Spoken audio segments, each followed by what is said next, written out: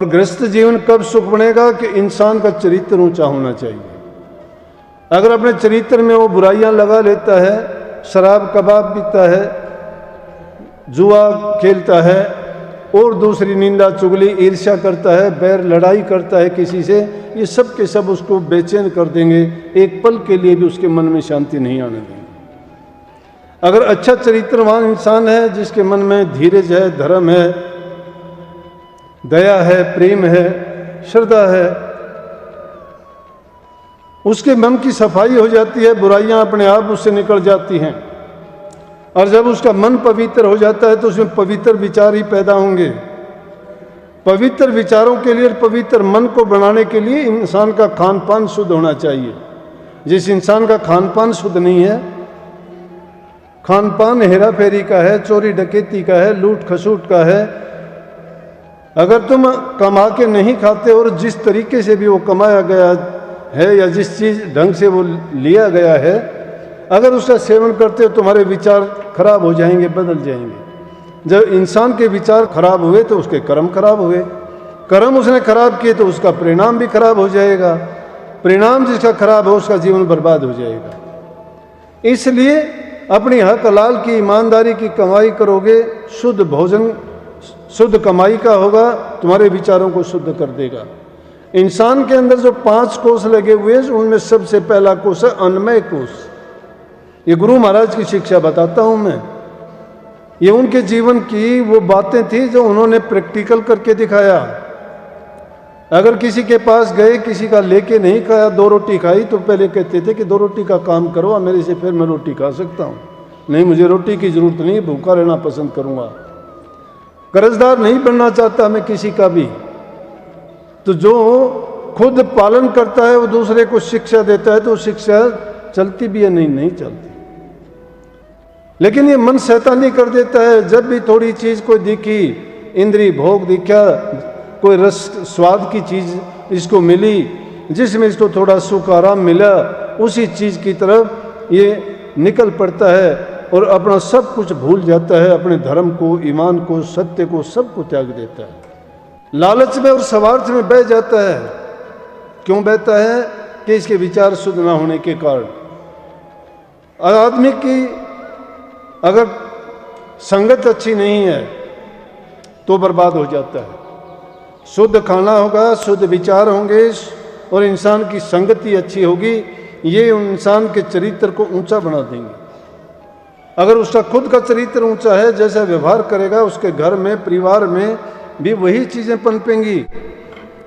जैसा बीज बोते हो वैसा ही उसको फल लगता है पेड़ को। जब हमारी तरफ से बीज ही खराब हो जाएगा तो वैसे ही फल भी उसके खराब मिलेंगे हमें। और उसके बाद अन्नमय कोष जब इंसान का अच्छा हो जाता है तो मनोमय कोष अपने आप शुद्ध होगा। मन में जो विचार उठते हैं वो शुद्ध खान पान से ही बनते हैं सारे। और शुद्ध मनोमय कोष बनने से हमारा ज्ञान में, विज्ञान में और आनंदमय कोष भी पांचों के पांचों उन्हीं से सुधरते और बढ़ते चले जाते हैं। और जब इंसान घर में उसके प्यार प्रेम होगा, शांति होगी, उसके विचार शुद्ध और पवित्र होंगे, वो अगर किसी गुरु के पास में जाके उनसे वो नुक्ता लेके, ज्ञान लेके, उपदेश लेके उस नाम की कमाई करता है तो जीते जी अपने जीवन को सफल बना लेगा। उसको इसी जीवन में ये हासिल हो जाएगा कि मैंने क्या किया, क्या नहीं किया।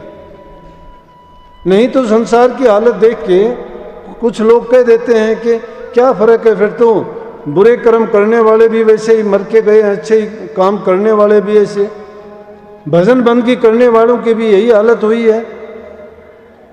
एक बार अर्जुन ने श्री कृष्ण जी से सवाल किया था। कहने लगे कृष्ण जी से कि ये बताइए कि वो मौत, दुष्ट लोग भी वही मौत मरते हैं और भजन बंदगी करने वाले, नाम जपने वाले, भक्ति करने वाले, तप साधना करने वाले भी मरते हैं, फिर मरना ही सबको है, तो फिर उनका करने से क्या फायदा है? तो कृष्ण जी ने उनको क्या समझाया? कहने लगे कि देखो, बिल्ली है, चूहे को पकड़ती है तो उसको उसी मुंह से पकड़ती है, लेकिन उसमें दांत चुभोती है, उसको मारती है और मार के खा जाती है। लेकिन उसी मुंह से अपने बच्चे को भी उठा के एक जगह से दूसरी जगह लेके जाती है। क्या उसको दांत चुभोती है? वो मुंह भी वही है, दांत भी वही हैं और उसी मुंह से उठाती है, लेकिन उसको तो मार डालती है और उसको वो सुरक्षित एक जगह से दूसरी जगह पे लेके जाती है। मौत मौत में अंतर होता है, कर्म कर्म में अंतर होता है। ये मत सोचो कि यहाँ ऐसे ही चलता रहेगा कि हेरा फेरी का, ठगा बगी का, लूट खसूट का करके हम अपना जीवन यापन कर लेंगे। कर लोगे, कोई बात नहीं है, लेकिन पाप कर्म और जब उसका कर्ज चुकाना पड़ेगा, जब बहुत कठिन होगा। अच्छे काम के लिए और अपने जीवन को सफल करने के लिए तो गुरु की शरण लेनी ही पड़ेगी। लेकिन गुरु अगर सच्चा मिल जाता है तो यूं समझो कि शिष्य का जन्म सफल हो जाता है। अगर वो गलत जगह पड़ जाता है तो उसकी बर्बादी हो जाती है। बर्बादी क्यों हो जाती है कि वो अपने विश्वास के कारण उसको पता नहीं क्या का क्या समझ लेता है, लेकिन वो एक ठग का रूप धारण करके ऐसे जीवों को ठगते रहते हैं और उनको बर्बाद करके रख देते हैं।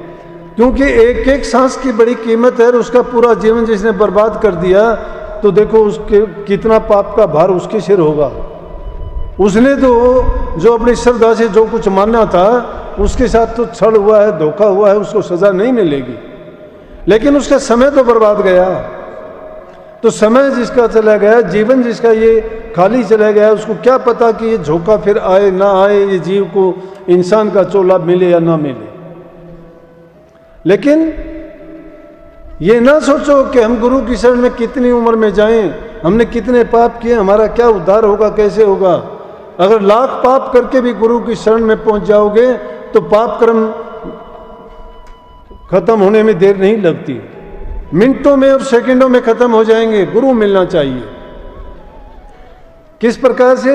हजरत मोहम्मद के पास एक बार एक 70 साल की उम्र में एक बुजुर्ग आदमी जाता है और जाके कहने लगा कि हजरत साहब मेरी 70 साल की उम्र हो गई है, मैंने जो बुरे काम नहीं होते मैंने सब बुरे कर्म किए हैं, बड़े बड़े पाप किए हैं, अन्याय किए हैं। मेरे जितने बुरे कर्म करने वाला शायद कोई जीव होगा, लेकिन आप मुझे ये बताइए क्या मेरा कल्याण हो सकता है? मैं आपसे अगर कलमा ले लूँ, मैं कलमा कहते हैं वही नाम, मैं आपसे उपदेश लूँ तो क्या मेरा कल्याण हो सकता है? अगर हो सकता है तो कैसे हो सकता है, मुझे ये समझाओ।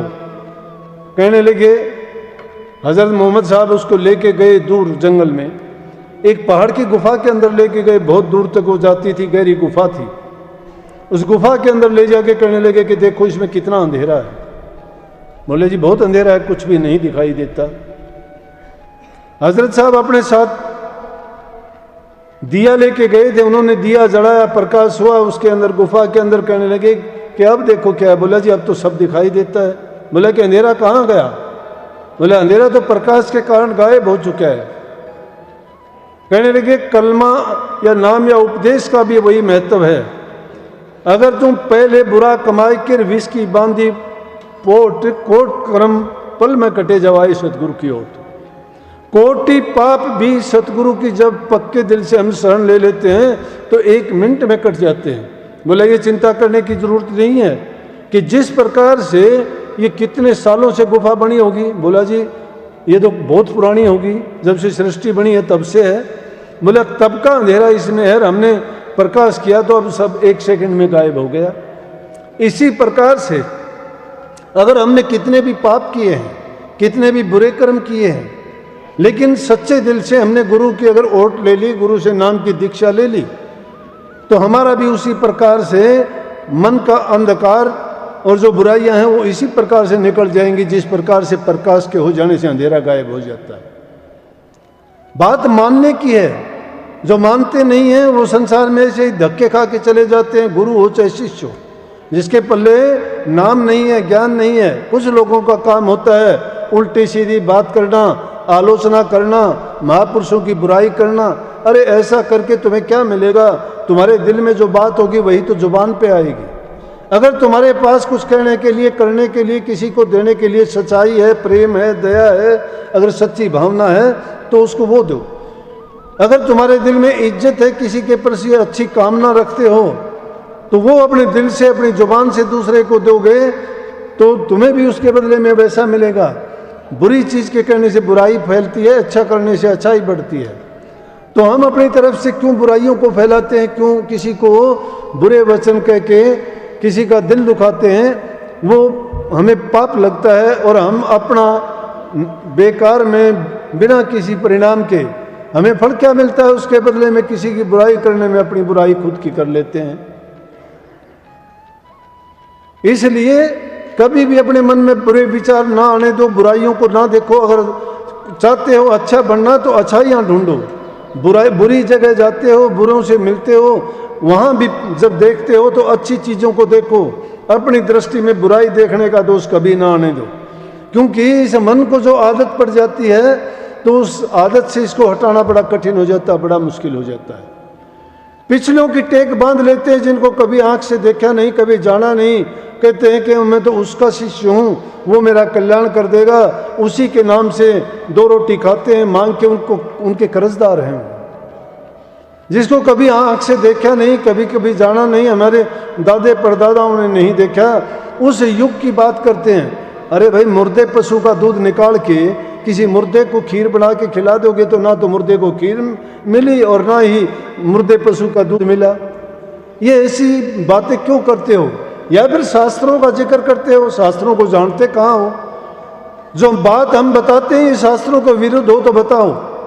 शास्त्रों में कहाँ लिखा है कि तुम बुराई करो, तुम पाप कर्म करो, तुम अच्छा इंसानों के पास ना बैठो, तुम घरों में रह के लड़ाई झगड़ा करो, तुम अपने बच्चों को बुरी शिक्षा बुरा आचरण सिखाओ? किस शास्त्र में लिखा है ये? शास्त्रों की शिक्षा तो ये भाषा का फर्क हो सकता है, वो भाषा दूसरी हो सकती है, लेकिन सभी शास्त्र ये कहते हैं कि अच्छा इंसान बनने के लिए अच्छे गुणों को ही अपनाना पड़ता है। जिसमें अच्छे गुण नहीं होते वो शास्त्र के विरुद्ध बात करता है। अगर कोई कहता है व्यक्ति पूजा है, व्यक्ति पूजा हम नहीं बताते। जिस चीज से हमें कोई चीज मिलती है उसके हम एहसानमंद होते हैं, चाहे कोई भी हो। अगर एक याचक किसी के पास जाता है, दाता के पास, वो दातक है, उसको कुछ देता है तो उसके लिए वो उसका धन्यवाद शुक्राना नहीं करता क्या?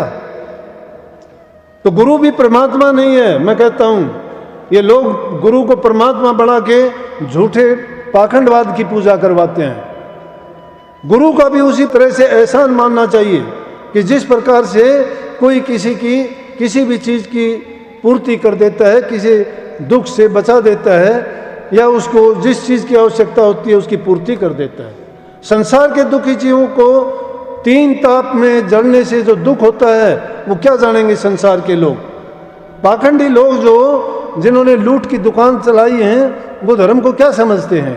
क्या शास्त्रों को जानते हैं? वो महापुरुषों की बुराई करने वालों को नरकों में जाना पड़ता है, किसी कुछ करने की जरूरत नहीं है।